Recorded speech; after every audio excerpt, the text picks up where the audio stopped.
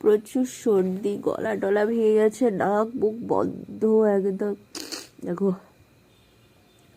কথাও বলতে পারছি না ঠিক করে, এতটা ঠান্ডা লেগে গেছে। অস্বস্তি লাগছে, একদম অস্বস্তি, কিচ্ছু ভালো লাগছে না।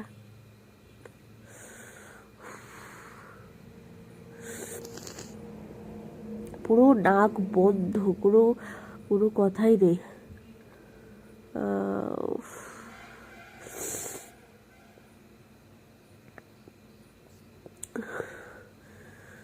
একদম ভালো লাগছে না, নিঃশ্বাস নিতে কষ্ট হচ্ছে, তো সর্দি জ্বর